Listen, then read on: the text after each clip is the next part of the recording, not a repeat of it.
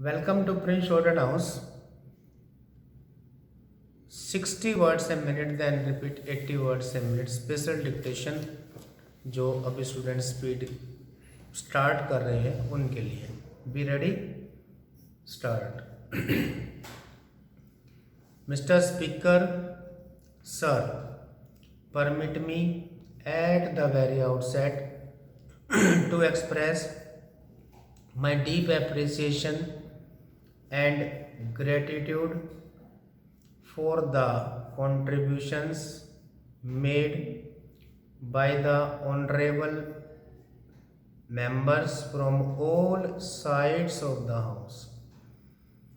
They were very critical and at the same time an incisive look into our foreign policy will undoubtedly contribute in the formulation of the policy in future as it had contributed in the past.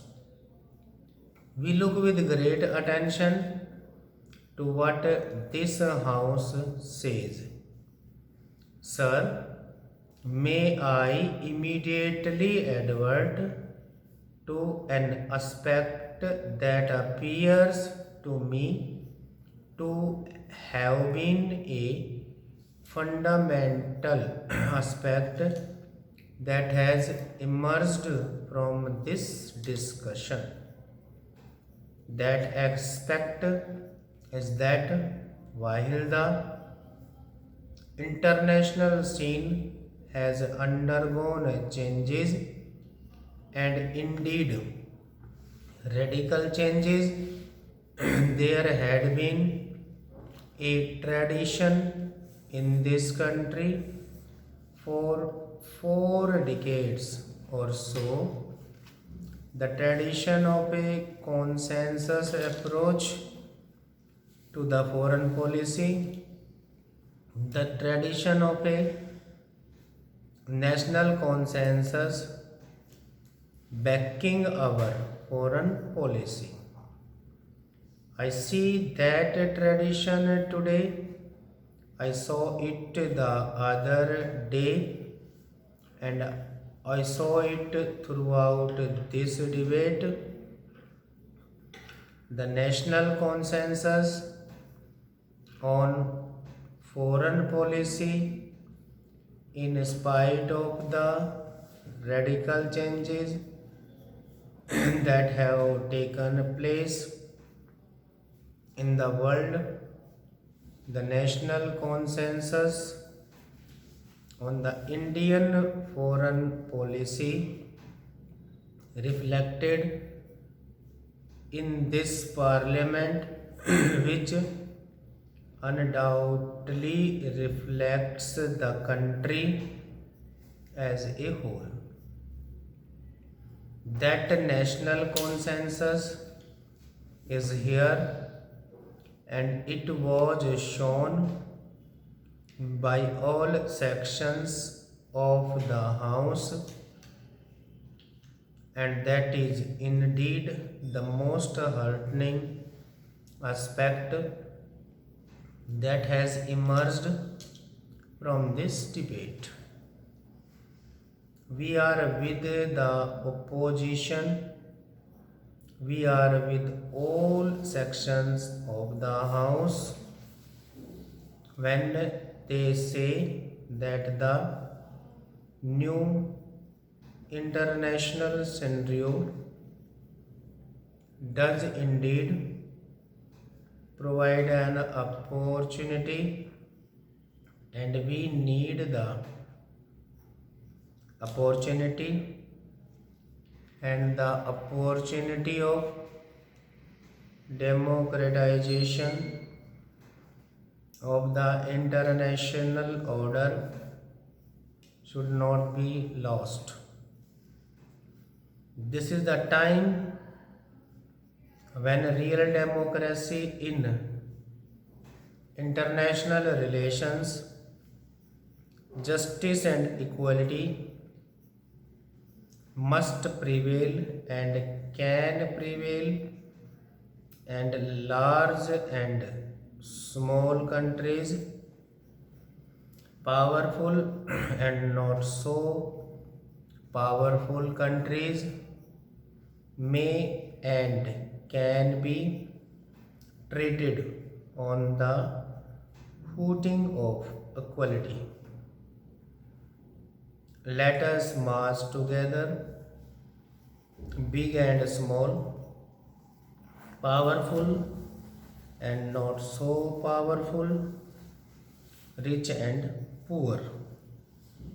Let us march together in the new era of international relations. In this spirit of fraternity of the international community, it is possible that this can be done, and therefore we are with you.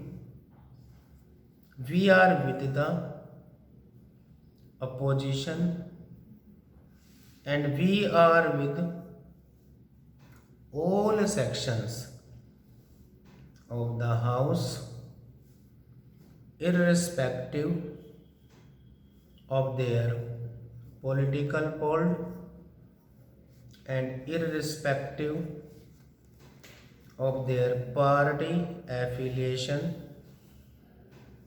When we speak of democracy of the international order, stop, repeat 80 words a minute. Mr. Speaker, sir, permit me at the very outset to express my deep appreciation and gratitude for the contributions made by the honorable members from all sides of the House.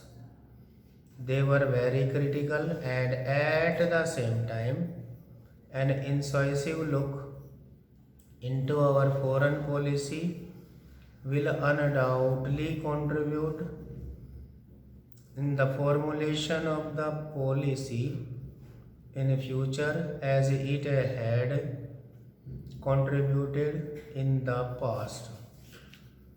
We look with great attention to what this House says.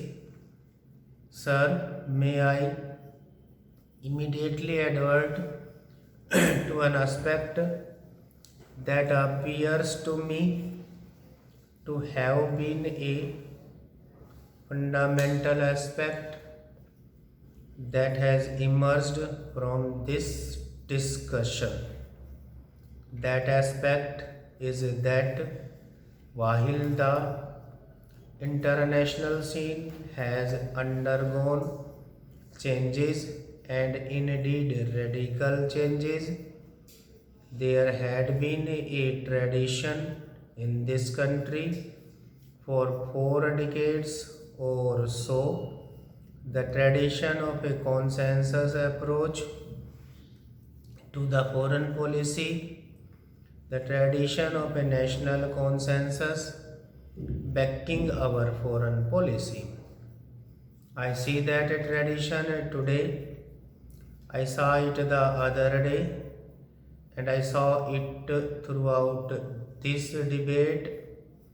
The national consensus on foreign policy, in spite of the radical changes that have taken place in the world, the national consensus on the Indian foreign policy reflected in this parliament, which undoubtedly reflects the country as a whole.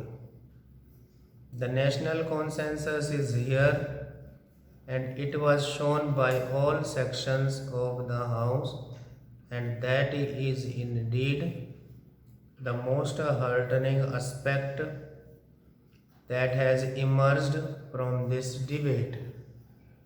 We are with the opposition, we are with all sections of the House, when they say that the new international scenario does indeed provide an opportunity, and we need the opportunity, and the opportunity of democratization of the international order should not be lost.